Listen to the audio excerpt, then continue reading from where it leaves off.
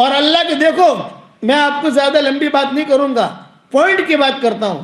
اللہ کے سامنے جانا ہے، اس کو منہ دکھانا ہے، آنکھوں میں آنکھیں ڈال کر اللہ پوچھیں گے آپ کیا کر کے آئے.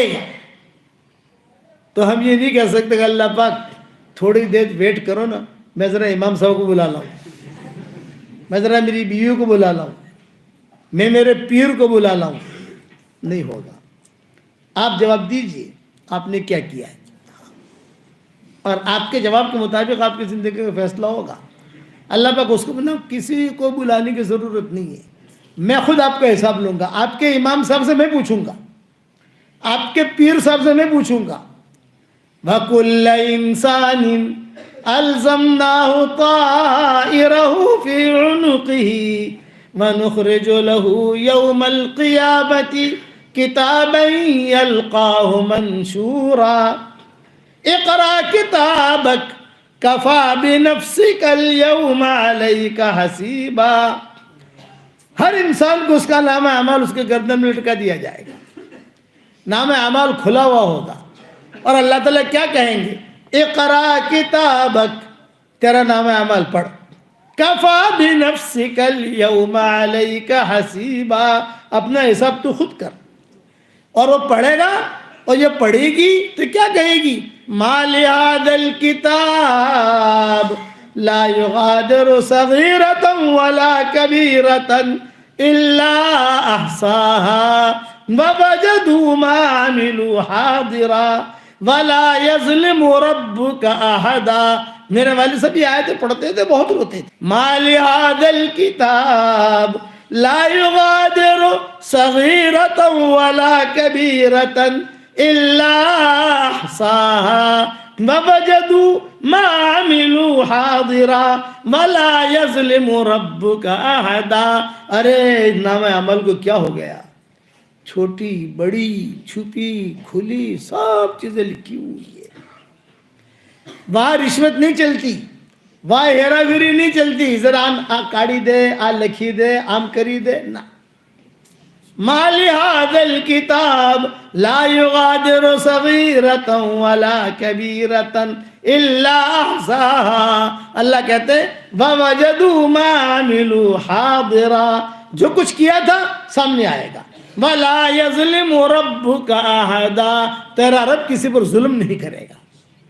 فَأَمَّا مَنْ أُوتِيَ كِتَابَهُ بِيَمِينِهِ فَيَقُولُ هَاؤُمُ اقْرَءُوا كِتَابِيَهْ.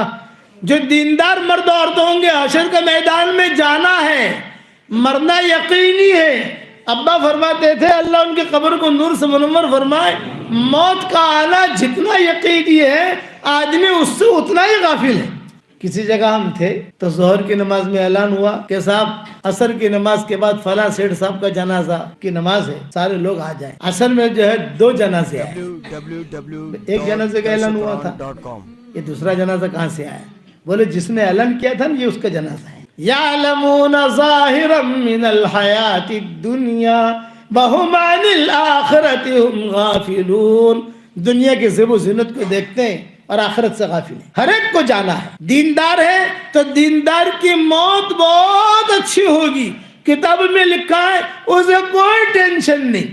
دیندار تھا، نمازیں پڑھتی تھی، قرآن پڑھتی تھی، نماز پر جماعت میں جاتا تھا، اللہ کے بندوں کو اللہ کی طرف بلاتا تھا، دینداری کا مزاج تھا. اپنا مزاج دینداری کا بنا. ہمارے دماغ میں جو سم ہوتی ہے نا، سم آپ لوگ کہتے ہیں 28 GB 30 GB 38 GB یاد آ گئے. حالانکہ مجھے تو سمجھ میں نہیں آتی جی بی کیا ہے، لیکن میں سنتا رہتا ہوں جی بی 28 GB 50 GB.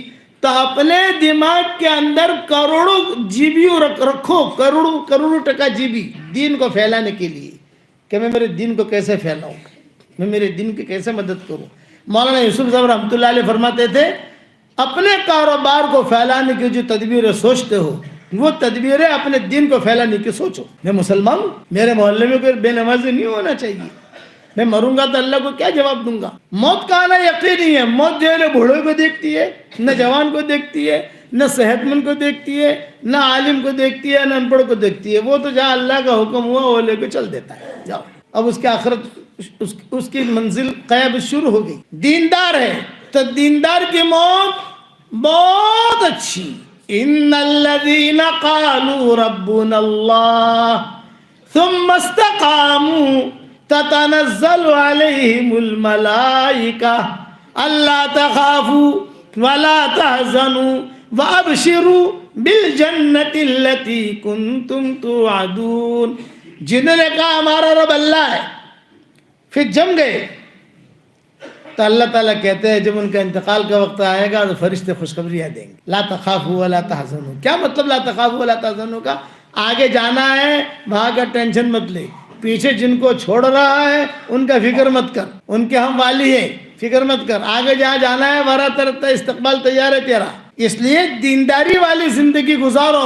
نیک آدمی, نیک مرتے, نیک عورت مرتے ہیں تو چارپائی بھی روتی ہے, گھر کی دیواریں روتی ہے. کیوں روتی ہے؟ اس لیے روتی ہے کہ دیندار تھا, نمازیں پڑھتی تھی. آسمان کا وہ دروازہ جس سے اعمال چڑھتے تھے وہ بھی روتا ہے.